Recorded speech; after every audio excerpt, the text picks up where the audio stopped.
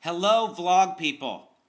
This is the third edition of AskSamHarris.com in which you write in your questions and I do my best to answer them. Now, I don't want this to take over the regular concept of vlogging, but I'm going to answer as many of these as possible. This is from CandyZ11. My question is, what do you feel just before you go on stage? Candy, abject terror, torture. Like I say to myself, what the hell are you doing? Why are you torturing self? Why do you do this? Who the hell do you think you are? And then I remember. I actually, you know what I do?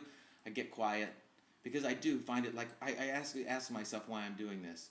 I get quiet and I say the Serenity Prayer. God grant me the serenity to accept the things I cannot change, the courage to change the things I can, and the wisdom to know the difference. Because when I go out there, as prepared as I think I might be, whatever happens is going to happen. And I have to trust that I'm getting to do what I love to do, and the people are there to enjoy that. So I try to find a moment of peace and prayer. And then I kind of throw all caution to the wind. But yes, it does begin with terror. This is from RND Dog. So many of Hollywood's top leading men do drag. Dustin Hoffman, Patrick Swayze, Robin Williams, Wesley Snipes, and the latest being John Travolta. Who do you think should be the next big star to do drag? Tom Cruise. That I'd buy a ticket for. Two planks and a passion.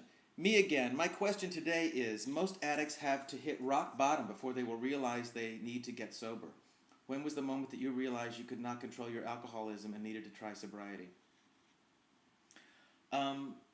There's a saying that says your bottom is when you stop digging. I know a lot of people who lost their house, their car, their relationship, their job, their children, everything. And I know people who gave the illusion of maintaining and keeping stuff and jobs, but were at their bottom. My bottom was a complete and total sadness and isolation and suicidal thoughts. That seemed like a real friendly option. There were certainly some events that led to this, big events and bottomy events, but basically it was the recognition that I could not live any longer this way, so I had a choice. Change the way I'm living or to not live anymore. And I'm very grateful that I chose to change the way I'm living.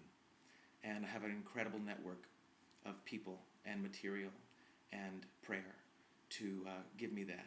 At this point in my sobriety, it is no longer about not drinking. Once in a while it is. But at this point in my sobriety, it's about the quality of an extraordinary life in which I can say I am really happy for the first time ever. And that is a really great thing. It's about peace, it's about serenity, it's about powerlessness, it's about letting go, it's about being present, it's about acknowledging my own character defects, it's about taking accountability and trusting, and just trusting. So it's a great blessing. Very happy about that. Music, books, music, art. Every day I wake with a certain skepticism, which is eclipsed by the blessing of my 10-year-old son's bantering and then blessings of I love you bunches before I go off to work. My DVD rental store people have no idea what a gift my little angel of a beauty gives them daily. Because you still cause me to tear and laugh, knowing that beauty can be heard in a song too, with affection. It's not really a question, but how much do I love hearing that? I wake with skepticism, and I am reminded of the simple blessings of life. That is the key, because you know what? As much as I try to stay in a positive place, I definitely have skepticism and doubt and disappointment. And it does take those small things, the real priorities. A child is there any greater example of purity and truth and priority? Good for you. St. Louis Rams Princess. Sam, you left home at 15 to live your dream. How did you know what your life purpose was at such a young age? I was lucky that I really discovered it when I was quite little, like, 2 or 3. But I had an interest in singing and acting and writing and pretending, and I was very fortunate that my parents recognized that and nurtured it. They actually gave me the opportunity to pursue that. Now, granted, I had parents that had great theater and interest in music, so it was natural for them. But I think the greatest gift that parents can give their children is when you see that your kid is building something, then give them more blocks. Maybe they'll be an architect. It doesn't matter what they're going to be. It's about providing the things that, if your child is drawing and doodling, get them some colored pencils. Give them the next steps that they can't know about. In my case, it was Ethel Merman records and driving me to an audition, among other things. Okay. This is from Janny. Sammy, is it true that you and Bruce Newberg, who cast the TV show The Closer, were college roommates? Yes, Bruce is one of my bestest friends, if not my bestest friend in the whole world. Absolutely. We've known each other for so many years. We wrote a musical together. We wrote a TV show together. And we were indeed college roommates. We lived in a house, a tiny little house that we called Tara. And we had a landlady named Pat Chang. Pat Chang! And she was from China. And she talked like this all the time. No one understand what she said. And she would say, she pretended that she had a husband, that we learned later that she did not even have a husband, but she thought that represented power. So she'd say, we weren't supposed to have animals and we had a cat. And she'd say, my husband saw a white cat in your guys' window. My husband saw a white cat. Then she'd say, you guys have pot parties? You guys have pot parties? My husband saw a white cat in your guys' window. We went over to her house once to pay the rent. There was no sign of a husband or a man. There was not a picture. There was not a jacket. There was nothing. The woman lived alone. And then she would go to Hong Kong to visit her mother, who was always ill. Pat Chang, she would paint the window. She would send somebody in to paint, and they would paint the window shut. Pat Chang, my husband saw a white cat in your guy's window. I wonder what happened to her. I think she owns most of that whole area of Los Angeles. This is from Kelly MG. Sam, I am a mother of 4, yes, count them, 4 autistic boys. Wow. My question is, have you ever done or considered doing any work for autistic awareness or research charity? Absolutely, Kelly.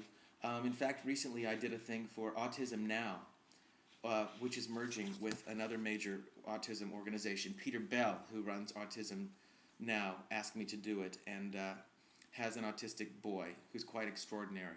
So yes, I do know people. I do my part when asked to, and it's really, it takes, doesn't it? You know, as a mother of 4, it's congratulations to you. What an extraordinary adventure, full of challenge and love and learning as much as you're trying to teach. My hat goes off to you. And like most autistic parents of autistic kids, and it is so challenging and requires so much patience. It really truly brings out who you really are, doesn't it? And gives you an opportunity to be the best person you can be, which is, I'm sure, an example to all of us. This is from Light by Grace.